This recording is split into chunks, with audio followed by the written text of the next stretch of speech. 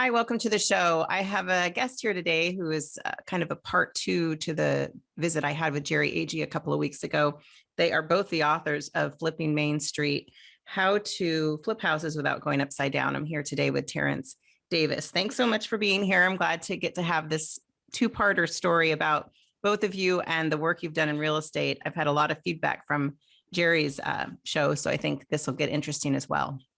Well, yeah, thanks so much for having me. Yeah, that was a great segment, and I enjoyed getting to watch that, and felt like I was part of it. Yes, you're part of it for sure. So the book again, Flipping Main Street. So I know that this is a project the two of you have been working on for quite a while. So congratulations on getting this done. A lot of people talk about writing a book. Not everybody gets it done. So good for you on that. Let's talk first about, let's just help people get to know you a bit. And later we can talk more about your connection to Jerry and how you got into real estate in general. But we mentioned in the previous show, you two go way back to elementary school. Yeah, we go all the way back.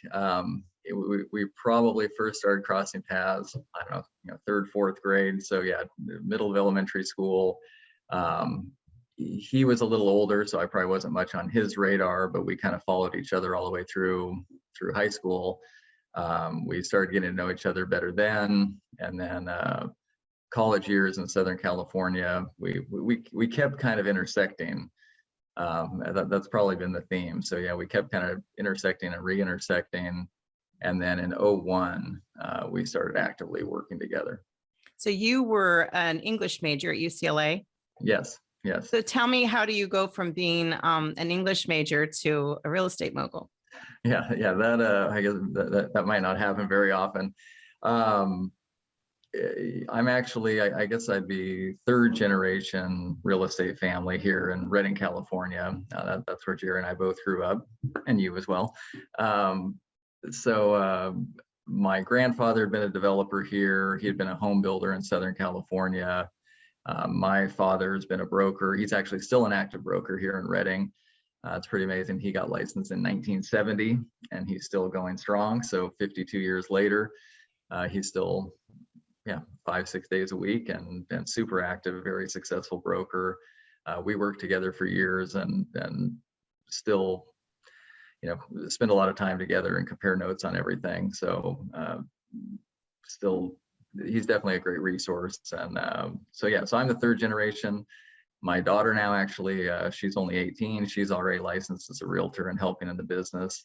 So I guess she's the fourth generation. So yeah, it's let me stop you there. Let me ask you a question real quick. So you're a third generation, your daughter's now considering a career in it as well. I know that this might lend to the end of our discussion in the big why, but just a quick question. Her observation of you and your observation of him must be the trickle down that's made it go from generation to generation. Yeah, sometimes I think it's inspiration. Sometimes it's probably a cautionary tale. Yeah, right. So now it's that puts an interesting perspective. I think both with my observation of my dad in the business, and her with me. Yeah, I always worked with my, even as a young, I spent my childhood honestly in open houses, when I'd spend weekends with my dad. Right. Literally at subdivisions, open houses, new construction sites, shopping for carpet and, appliances, whatever. He was always busy and always worked weekends. I think, back to the English major thing, I always had a creative side, and so that was a passion as well. And it's something I've always, it's more of a hobby now, I would say. Well, it kind of has come in handy now, right? It certainly lends itself. I'd call it more than a hobby for sure. Yeah. But I think that's the thing. I think seeing, in my dad's business that, every day was always something different, even if it was a new challenge or a problem, I don't think I ever could have gone, I couldn't have done a 9-to-5 office job. I even now, I have people laugh at me because if I have too many appointments booked for a week and I know what I'm doing for the whole week, that I kind of want to run the other way. I kind of like things a little more, a little more free flowing and spontaneous. And I think that's what I saw in my dad, was he was always doing something different, even though even on vacations, we were looking at model homes and looking at architecture and studying things. If we'd go to Southern California, we'd spend half a Thanksgiving break, looking at model homes. But I think that's what I saw, was even though life was always work, it really was never work, if that makes sense. It wasn't, it was always something fulfilling and interesting. My daughter's very different, I would say, than she's more of a structured person, likes her structure. Right now, she's more on the transactional side, paperwork side. So it'll be interesting to see if it's something that becomes a lifelong pursuit for her or not. Well, in talking about you and Jerry and you guys coming together, I know from your story that you did your first flip in 2001. Yes. And tell us about how that came together, because you had some really good years before the market took a little downturn several years later. And we'll talk about the market today as well. But tell us about those years and what you learned from that time, and how much of it was Jerry the big risk taker and you were more kind of, following a different path in terms of because you started your own brokerage firm and things at that time. Yeah, so in the very beginning in 01, I would say Jerry was definitely more the risk taker. I was actively selling real estate. His first project that he and his wife bought through me was a fourplex. I mean, it was old. I mean, it was probably 100-year-old. Even back then, it had to be probably turn of the century. It'd probably been a boarding house converted to a fourplex. And I was kind of watching from afar on that as they'd come to town and work on it and coordinate everything. At the same time, even though I was mostly selling then, I actually was doing my first flip. It was a small house on a steep hillside. I had guys, crawling under it, digging trenches and pouring new footings. And it was kind of a crazy project for my first endeavor. So I think after I did that one, I definitely sat back for a little while and watched Jerry, and it's not to say his own cautionary tale. yeah. But at the same time, it is kind of funny because some of the projects, even then, he was in Park City, I was here in Redding, so he was back and forth a little bit. And those were different times. I mean, the market was and that's what we had seen coming together in 01. We had kind of seen what was happening in the Bay Area and Southern California and Sacramento area. We knew that trend was going to start coming up here. Jerry definitely went into it bigger than I, he was great throughout our careers. I've said something almost in passing, or I'll have an errant thought, and then he goes, okay, that's it. We're going to do, which I guess I'll get, when we get to 06, I'll get to that a little more, but he would always kind of, dive all in on things. And that served them, very well. They were buying a lot of duplex, triplex, fourplex. And again, I guess what I would say, I was helping to coordinate a lot of those things. Some of those properties, I think there were a few that he bought and sold and never even saw. So I was kind of the boots on the ground here. I'd call him up and say, hey, here's the next one. Here's why. And he'd go, great. It never really took a lot of deliberation. The thing I love about him, and I'm sure you can attest to it too, is having worked with him for so long, is that there's just really nothing that's impossible. There's just nothing you can't do. There's always a way. And he doesn't really get hung up on what's hard about it.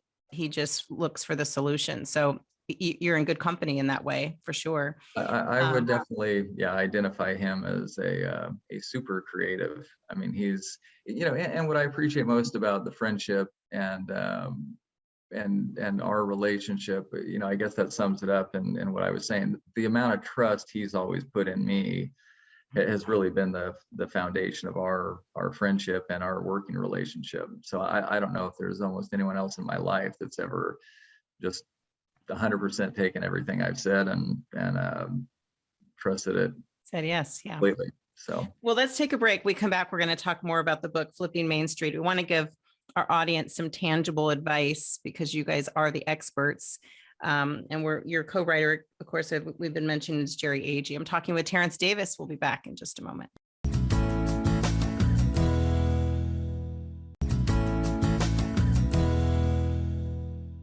We're back talking with Terence Davis. He is the co-author of the book, Flipping Main Street. We had Jerry Agee, his partner in the book and in real estate for many, many years, on the show a couple of weeks ago. I wanted to give them both an opportunity to share their stories, their insight, and their expertise.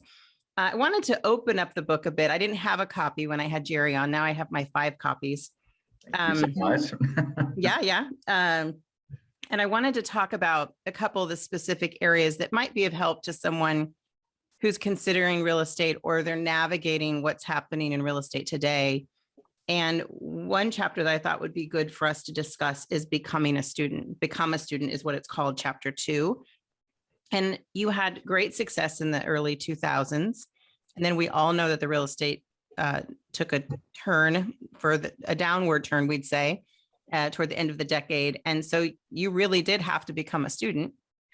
And I'd imagine the lessons you learned during that time is lending itself to the student you are now, in the change that we're all going through, and that you're specifically going through in real estate. So tell us about that, the become a student part, and why it's so important it's chapter 2. So it's something you want people to learn right from the start. Absolutely. And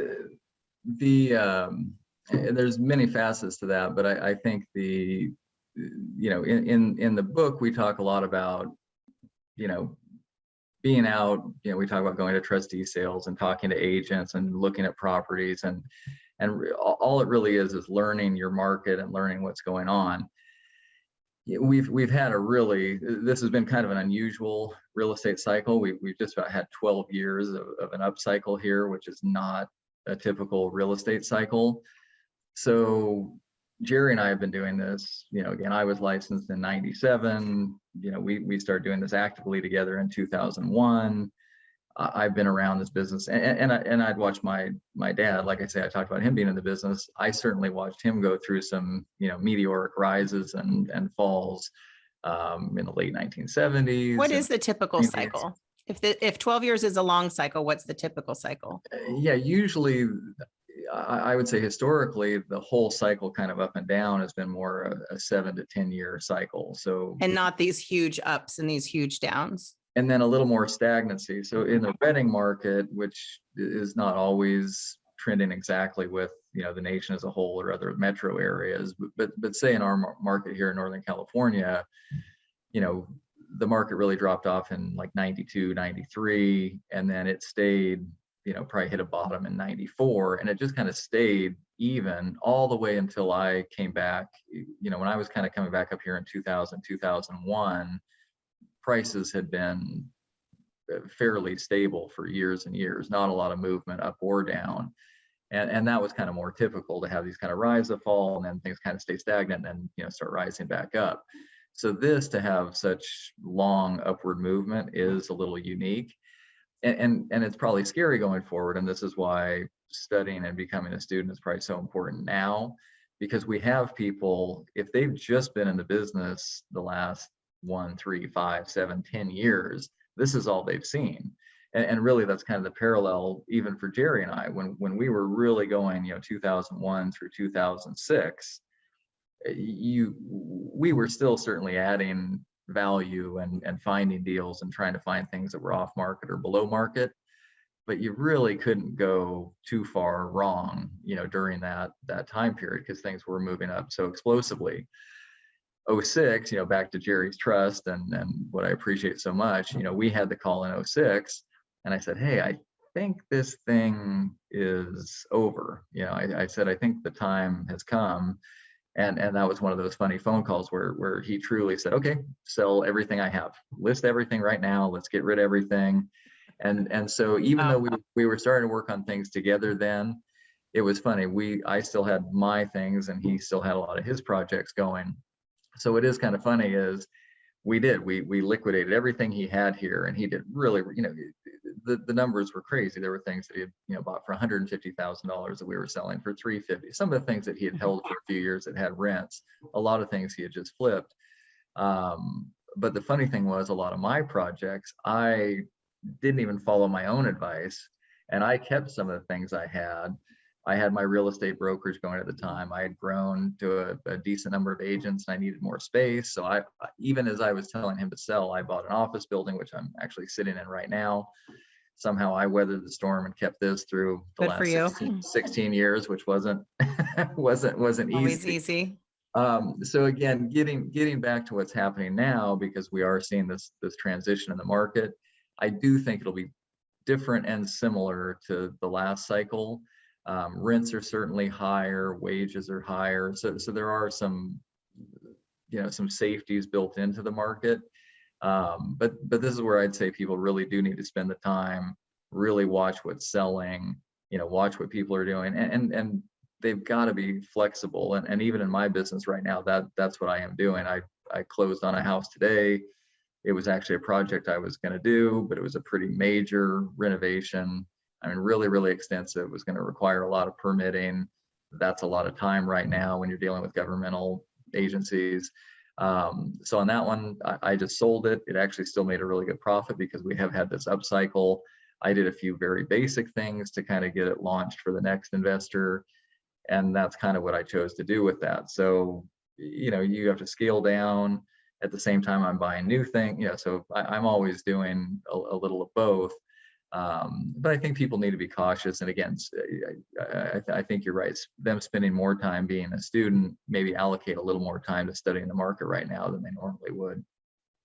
And when you think about now compared to, well, obviously things are still, if you think about now compared to what you were talking about, how things started to change in 2006, what did you see for you to make that call to Jerry and say, was it it was starting to come down, it was stalling out? What, and how does that, if at all, compare to now? Yeah, then it was different then. There was a true, I'm almost a mania back then. I mean, people were saying, mortgage lenders were telling clients, prices will never, if you don't buy something now in California, you'll never be able to buy something again. Your house is going to go up 5% a year forever. And anyone, who's had third grade math would, or any kind of glimpse back at history would know that things are cyclical, and that wasn't going to be the case. So seeing so many people, and it really was, you'd see people who were not even involved in the real estate industry. There was someone here in town who had a business completely out of real estate, and I kind of had that moment with him. He had 7 spec houses going, and they were the most poorly designed, dysfunctional, just absolutely bizarre properties. And that was probably one of the wake-up calls, seeing him so deeply involved, easily getting the financing for these bizarre projects. And so again, seeing some of those instances where things just didn't make sense. We're not seeing as much. Things are still a little more linear in this cycle. So people are buying things, in my market. The difference back then, if you bought something, interest rates were higher, prices were high, rents were still not super exciting here. So if you were going to buy something and not put a huge down payment, it was, and that's what was so also very strange for that last cycle. Things would be negative cash flow, and people were, I sold a fourplex. I desperately tried to talk a guy out of buying it in 06. It was going to be $600 a month negative cash flow right out of the gate. And I thought, how does this make sense? But he was from the Bay Area. He was, so excited to get into real estate. And again, it didn't make sense why that loan would even go through. So seeing those things that didn't make sense was kind of a factor. This time, things do make a little more sense. Interest rates, even with how much they've increased, they're still historically low. And rents, in my market and a lot of other markets, are historically high. And again, wages have come up. So I have another property right now that I couldn't quite get the price I wanted for it, and I'm transitioning that into an Airbnb or nurse housing, something like that. And that's something that I'll keep now and refinance. And even, at a 5 or 5.25, interest rate, it'll still cash flow and make sense for a long-term, investment. If you'd have written this book 10 years ago, it would have been too soon, right? It'd have been too soon. Even if it took you 5 years to write it, it'd have been too soon. Let's take a quick break and we'll talk. We're just going to wrap up here. Jerry talked about his why. I want to hear your why and how that applies to one of the chapters that we talked about off camera that we'll discuss just quickly about just how you have to repeat it 100 times. You haven't done this once. You've literally done it over 100 times. So we're talking with Terence Davis. The book is called Flipping Main Street. We'll be back in just a moment.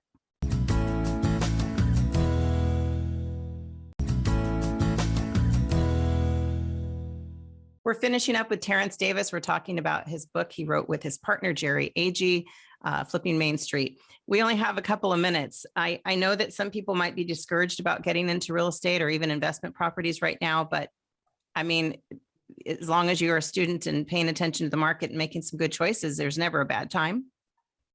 I think that's true. And I guess I'd emphasize the difference from the last cycle to now.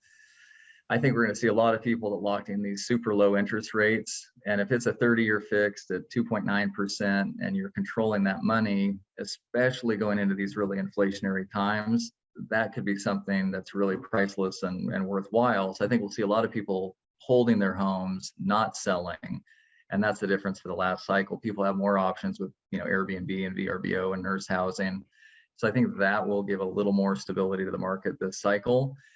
But there's also always opportunities. And I think that's what's encouraging. I've done this for 20 years through all various markets, supported my family, 3 children. I have other peers here in town that have done this 30 years through all different market cycles. So the opportunity is always there, just as long as you're persistent, watching the trends and putting in the hard work. And reading books like Flipping Main Street, right? Absolutely, of course. That's the critical part. Well, and let's just wrap it up. I know that we talked about Jerry's why, and you and I have talked a little bit at the beginning of the show about your why, and you're leaving after this interview to go pick up your son, and you got to participate in all the end of the year field trip stuff. We all know what that can look like.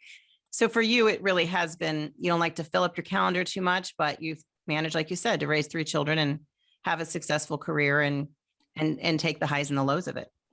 And that's absolutely true. And that's what I do hope to help other people achieve. That flexibility and being able to be present with all 3 of my kids as they've grown up. That's kind of an irreplaceable part of my life. And again, I get to go, grab my son here and have lunch with him, my youngest who's 13. And again, I do see so many people that are locked into jobs where they're kind of these joyless, trading their, hours and essentially trading portions of their life for money. I feel like I've been somewhat free of that. Jerry, through his adventures, even more so. I'm still aspiring to emulate him more. But that's what we do hope to do, and that was the whole goal of the book, was to be able to share that lifestyle and that path with others. So hopefully, I'm hoping this new generation will find its way to that a little quicker. I know my son, when he was being recruited for jobs at a college, he researched those companies and took his biggest look was at work-life balance. Wow. And trying to make sure that he can have both, And right. So I don't know. I was an English major in college too, and nobody was recruiting me for anything. I'll tell you that. But it's funny how we can take these ideas we have for ourselves and then recreate ourselves into really any career we want if we're a student of life, as you and Jerry have been. So, and I like to think I am as well. So thank you for teaching me some new things about real estate. I have bought 5 copies. I will give 4 away. And I'm going to keep reading this one. But thanks again for your time so much. And we'll have to meet sometime when I'm in Reading. I can't believe we haven't met all these years, but we will. Reading, thank you so much. Yeah, take care.